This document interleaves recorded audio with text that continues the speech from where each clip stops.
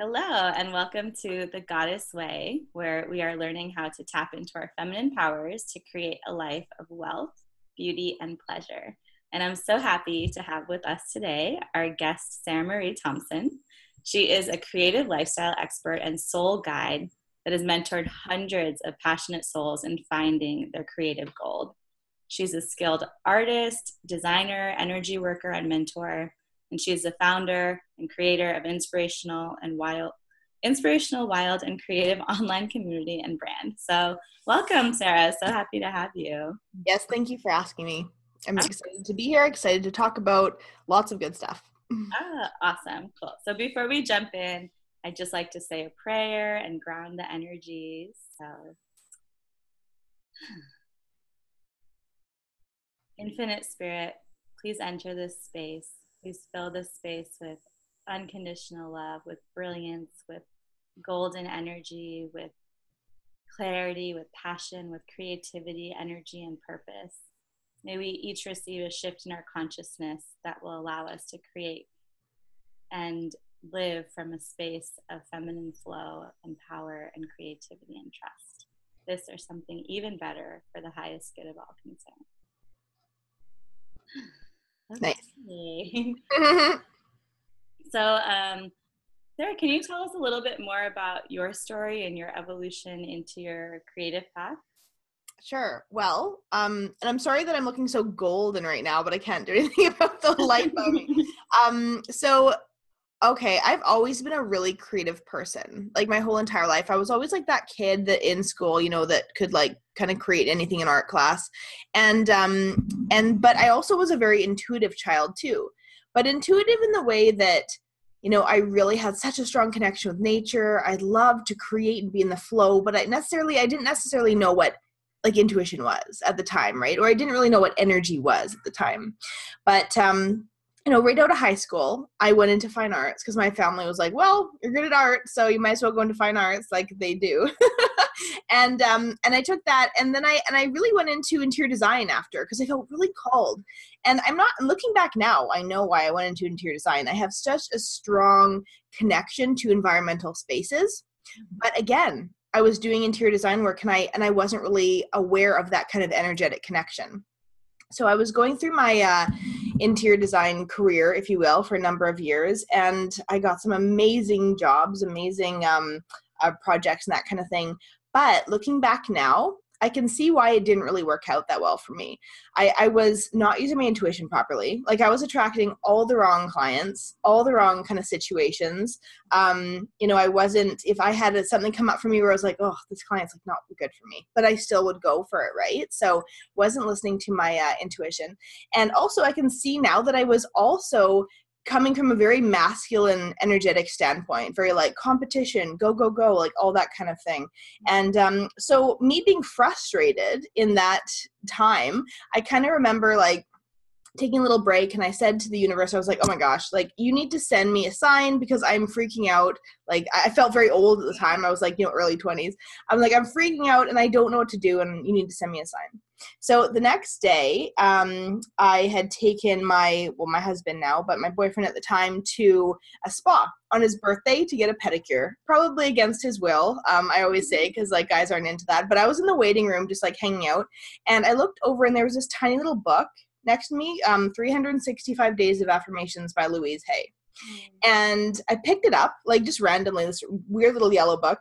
And I looked at it, it was like all full of just quick affirmations and really colorful art. And I like instantly knew, I was like, this is exactly something that I could do. This project is something that I could do. Not copy it specifically, but do something for myself. I have a ton of art. I'm an artist. I paint all the time. And I also love quotes. So something clicked there where I was like, okay, there's a bigger way to reach people and a funner way to reach people that has to do with that creation aspect of it. So literally the next day, I went and got that book from the bookstore. I was like, all like, researching it however I possibly could. It was a pretty simple book. But I also got a call, I think a couple days later, from somebody that wanted me to come to their house for an interior design job.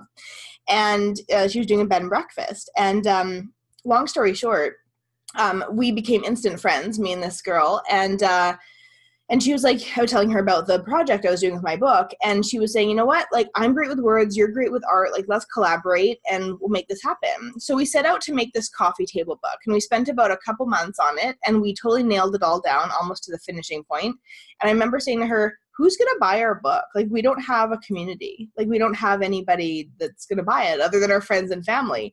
And so I hopped on Facebook that day and I created a page called Connection to Creative. And I just started pouring onto the page, you know, like inspirational images, pictures, stories, all that kind of stuff, like just without any ulterior motive other than to build a community. And instantly that page like took off. You know, after a month, I think it was at like 25,000 likes and 50,000, 100,000, 125, 150. Like, it was crazy how we felt that people were so connected to the idea of just allowing themselves to create.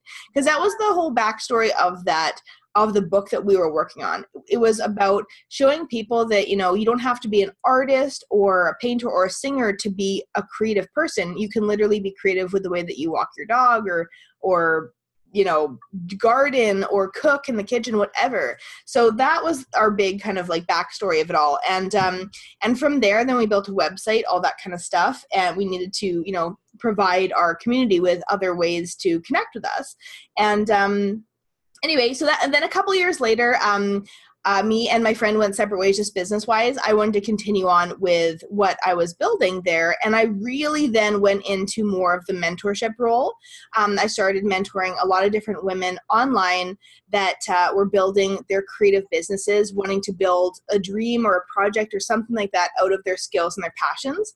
And since then, it's really even morphed more into, you know, I really help individuals find the thing that they're supposed to do, like the reason that they're here, and take away all that kind of clutter and overwhelm in their mind. Because I know as a creative person, like there was at one time where I was doing 6 little businesses because I didn't want to miss out on any kind of like opportunity for myself, right? Like I kept doing all these little businesses, and I know now, like, okay, you don't do a business just because you like something. Like we can like a lot of things, right? But that doesn't mean you need to make a business out of it. Yeah. But Business. I know, right? Like you have to like focus your energy on the thing that you love so much. So that's really a big part of what I do now is I really help people understand what is it that you're supposed to do by looking at like all the things you're good at, your passions, your purpose, your soul skills, like all of this stuff, and coming up with the thing that is going to make you light up every day. Never feel resentment, always feel in the flow, never feel any kind of resistance, and be happy like with what you're doing. So anyway, that's how I got to this point. But it was totally by like looking at that book that day. Wow. What a shift. Just like, I wow, a whole new path was created. Yeah. Yep. Follow your inspiration. If you're inspired to just like look at something or like turn the corner for a moment or what have you, right? Like if we don't follow that intuitive nudge or that inspirational nudge, then we'll never know. So exactly. Yeah. And it seems like how your process evolved was very organic. Like, you know, yeah. Like the next step just showed up, and seems like there's a lot of trust in that process as well. There is. And I know though too, like when you get to a point, like a lot of like the creative folks that are listening will totally get this. When you get to a point, you almost get like, I don't even know what to do. Like you're just so unbelievably overwhelmed by trying so many things and by putting your efforts into everything and trying to make them work. And the problem with that though is that like I can look back and say like all those times I was doing that, I can see how I was out of misalignment a bit because I was working on things that maybe necessarily weren't my thing. You know what I mean? But like I liked them or I had an interest in them, but that doesn't mean you should make a business out of it. But yeah, I do create very organically. I know that a lot of like my online colleagues are always like, let's do a schedule and a strategy. And can you tell me what you're doing like 4 months from now? And I'm like, no, I can't, because that does not feel good to me at all. And, you know, I basically kind of create my launches and stuff like that, like 1 month out. I know that sounds really like not organized, but honestly, that's how I do it. I'm very intuitive with the way that I do that stuff. And, but yet my business does have a lot of order and strategy to it in other ways. Yeah. They both are definitely necessary, like the structure, the strategy, as well as like the flow and intuition. So definitely both are valuable. And yeah, again, it's that like masculine and feminine energy, like having that balance, right? Like not being like total strategy, because that's not fun, and not being totally organic in the feminine, right? Because then there needs to be that strategy part. So it's really about balancing the two properly. As a creative person, how do you, because so many people are blocked in their creativity, like how do you even get that flowing with someone? Well, everybody is different, of course, but it really is, gosh, there's so many ways to do this. I mean, everybody's probably heard this one, look at the things that you actually did when you were younger. I know that sounds kind of like just kind of lame, but realistically, like, okay, I'll tell you what I did when I was younger. I painted. I created like my own little radio show, like in my house. I would put things together. I would create like kind of different like strategies, or even like vision boards and things before I even knew what vision boards were. We'll just take that for example. And now it's kind of like, okay, I brought it back to basics this year. I was like, you know what are the things that I without a doubt love that I should be working on? Okay, well, I love listening to audio. So I created myself a podcast, right? That is revisiting something I should do when I was little. I have always been a painter, right? I've always painted. So that's kind of been something that I've always flown into, has flowed into my adulthood. But I'm like, okay, how can I get back to basics and create actually physical products with my art this year, right? So it's all about really making those connections and not overthinking things either, because, it's as simple as that, right? Another thing is, finding out like what actually sparks a smile within you, right? Because whatever makes you happy, even for a moment, there's some kind of like creative connection there that you can actually dive into even more. So when someone comes to me and they're like, I'm just not a creative person, oh gosh, like I've heard that before, but like that's not true, right? And looking at the things that they do in their life, right? So maybe that is even just kind of like prodding with some questions or whatnot. Okay, do you walk your dog? Do you play the guitar? This and that. And they're like, yeah, but I don't really feel like that's creative. But everything's creative. So like look at it from a different perspective now.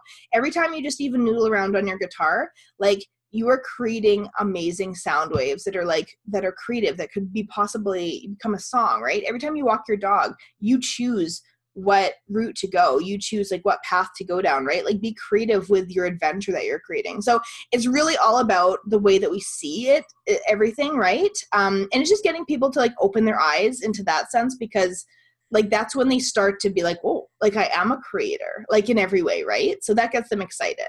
I love this. So, like the actual connection you drew between like being a creative person and literally like we are all creators of our reality. So totally. Specific intention and that mindset is so powerful. Well, that's why I termed myself, after a lot of different stuff, but I termed myself a creative lifestyle expert and soul guide. And although that doesn't necessarily like mean something to everybody right away when they hear that, what it means to me is that I've really been able to marry the two creatives. So the physical, artistic aspect of creation, and then the mental manifesting aspect of creation. And both are great on their own, but when we can marry them together properly and, have that momentum towards something, that's when you can really create like anything in your life.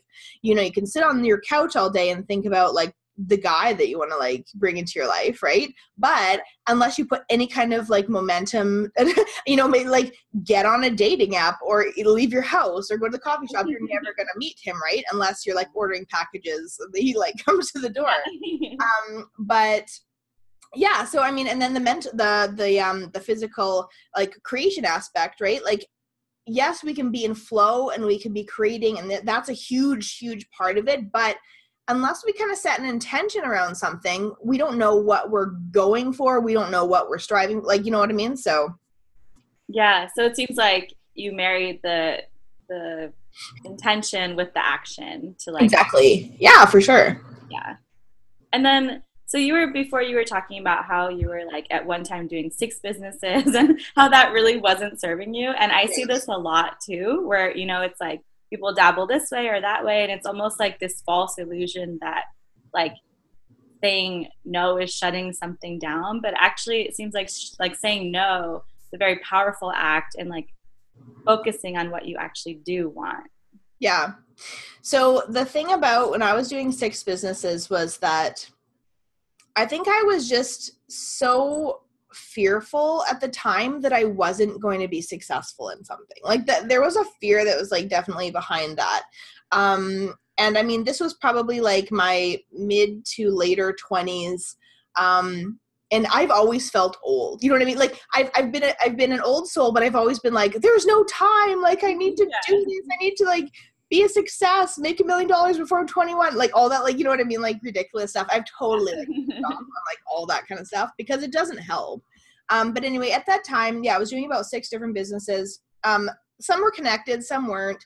But I wasn't doing any of them well, of course, because I wasn't focusing my energy specifically on anything.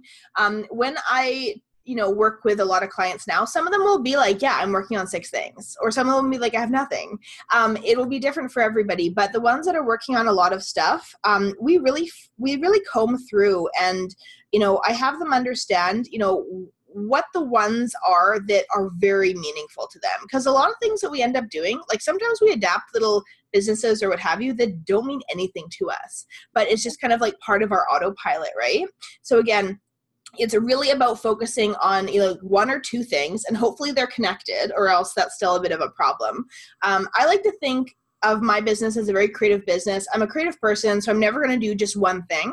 But if I look at all the elements of my business, like, okay, so I do online mentoring, I write books. I'm right now currently creating an Oracle card deck, which is like really dear to my heart. So I'm excited about that. I'm doing a podcast. So although, yes, it seems very busy, that's feeding my 6 business love. You know what I mean? But it's all one thing.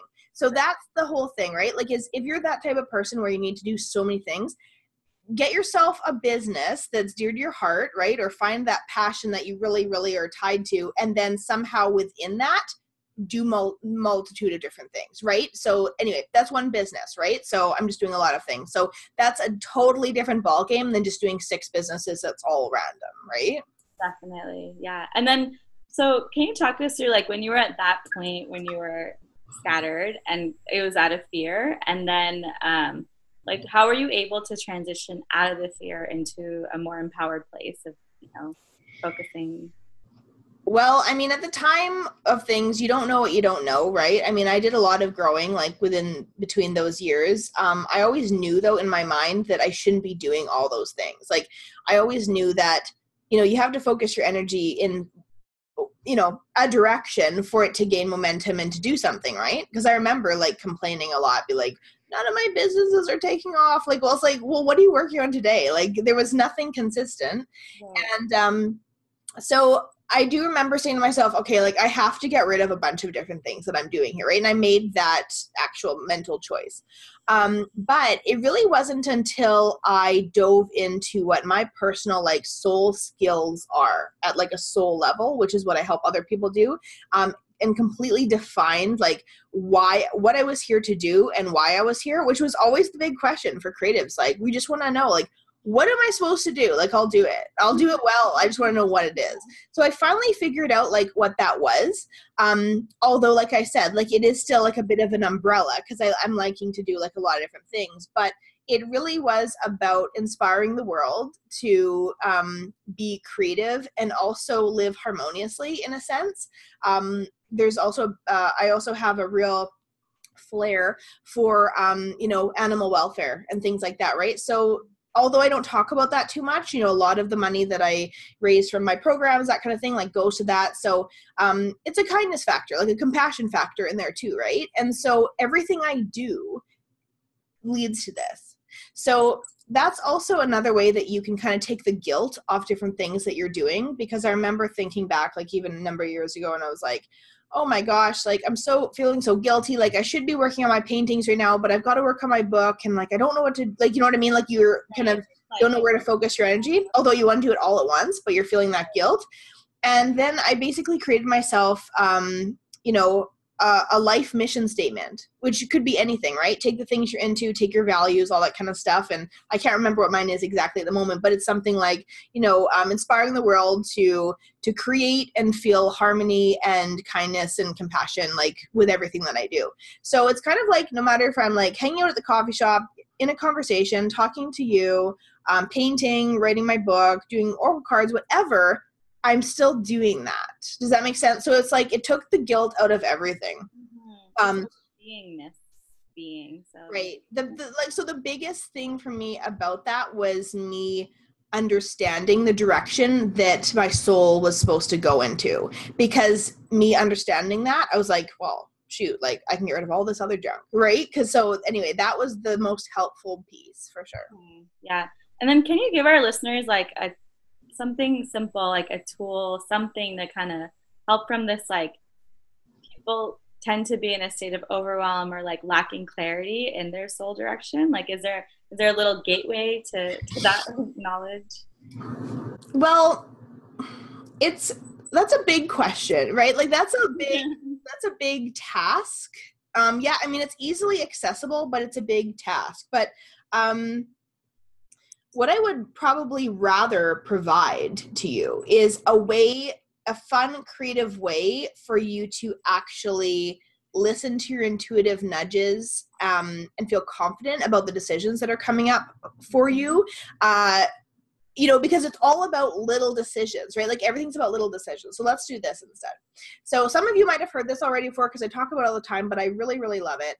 And it's also creative and colorful, which I love. So is there anything in your life right now that is happening where you need to decide between this or that? Yes. Definitely. Okay, so let's take option A and B. So just name them option A and option B. And you can do C and D if you want, doesn't matter. But so option A, so think about option A, get like really into the vibe of it, think about, who's there, the experiences that you'll create from this, the whole energy that it has, and really like sink into the idea of it. And tell me what color exactly what color comes to mind. Like be very specific with your color. Ruby red. Okay, great.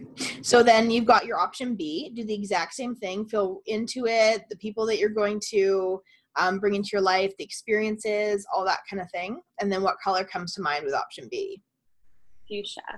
A fuchsia color. Okay, so similar in nature yet different. So what color makes you feel the most comfortable and happy at heart level? The fuchsia. Okay, it's okay.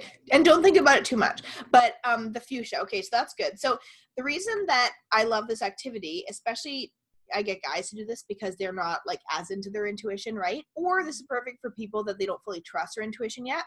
Our whole lives, we have always had ideas about color, right? We've had colors that we love. We don't really like that color for some reason, what have you. Maybe when you were 5, you had a purple dress and someone like spilt paint all over it and it made you feel so bad. So when you ask yourself a question, that same purple color comes up. And so you get kind of like a weird feeling about it, right? So we have our preconceived ideas about what colors make us feel good and all of that. So this activity really helps you not lie to yourself. Right. So fuchsia's your answer in that, whatever that was about. And, the whole idea about doing something like this is that I like to do this type of activity for like kind of like the mid-range questions. Anything big and massive, I can pretty much figure it out on myself. But the mid-range ones were like, yeah, whatever, like there's not too much attachment to it. Like this is a really good activity to do for that. I also do this all the time when I'm at like a restaurant and I can't decide what to eat. Oh, I love that. Yeah. Right? Or again, like you're with your friend, like let's go to a coffee shop, this one or that one. Just feel into the color of the coffee shop and be like, oh, definitely we're going there today, right? So yeah, I really like that. I've had like similar experiences where I'm kind of asking my body for a yes or a no, but the color added a really cool dimension and it just made it like more interactive and kind of easier to interpret as well. So that was really cool. Yeah, definitely easier to interpret because, again, if you're muscle testing or if you're just asking your body for messages and that kind of thing, you do have to be tuned in and a little bit more hyper aware, right? Where in some situations, it's just a little bit harder to get into that zone if it's a really meaningful decision that you're trying to make. So yeah, this is just super simple. So awesome. Well, I pulled a goddess card for you and for our conversation. And it's feeling really relevant. So I pulled Ixchel, who is a medicine woman, and it says, you are a channel for divine healing power. And that's the card. Love it. She looks naturey. And I noticed that there's a storm in the background, and Storm's like my earth name. Pretty cool. Yeah. So, yeah. And it's cool because it's like we can all connect into this channeling state, with practice and with awareness. And I think making these small choices and being really self-aware along the way is very helpful. Yeah, I mean, I think the biggest thing that I can like, I'm just kind of thinking back like of what we talked about, and the biggest thing that I can like tell people, and of course they're only going to take it at a time where they can really, you know, handle this information, but honestly, like, don't worry about not being successful, right? Like, if you know within your heart it's something you want to do, it's going to happen for you. And you allowing yourself to just kind of have that, just like give yourself a break and like have that flow, that's when you're going to come across like great experiences. That's when you're going to find like the next route to go. Honestly, I don't feel like the next route is going to show up for people when they're so hyper strategy and like all that kind of stuff. I really don't. Just like when I was finally like, oh, whatever, just show me a sign, like I'm just done, you know what I mean? Like, and just I'm just going to be, that's when that experience with that little book came up for me, right? So again, I could have, you know, like planned my years in advance, but like the, you know, it's just, that's great for some people and it probably does work for some people, but I think more of the creatives, open-minded, you know, spiritual individuals that are out there right now, just like allow yourself to just be in the whole process and don't have any kind of judgment about what's going on or what you're doing. Just have fun in each moment and try to always have a good time, and that will always lead you to your next best step. Yeah, thank you for that message. That hit home for me. So that was really helpful. Yeah. And I'm sure that all of our guests are going to want to keep in touch with you and get to know more about your work. And you've generously offered a free gift. Can you tell us more about that? Right. So the free gift is called Embody Your Creative Gold. I'm all about helping people find what their creative gold is, because I know that we all have it within us. And so it's all about really identifying like who you are at soul level, who you want to be known as, you know, what you're here to do, and essentially, in a nutshell, how to kind of like wrap it into something out of your passions and your skills and your creativity into something that makes you money, right? So that's a whole other situation, right? Because I find that a lot of people are fearful of mixing their craft, like their creative craft, in with their business. Like they're like, oh no, it's going to ruin it for me, right? Mm-hmm. But realistically, that's so not the case.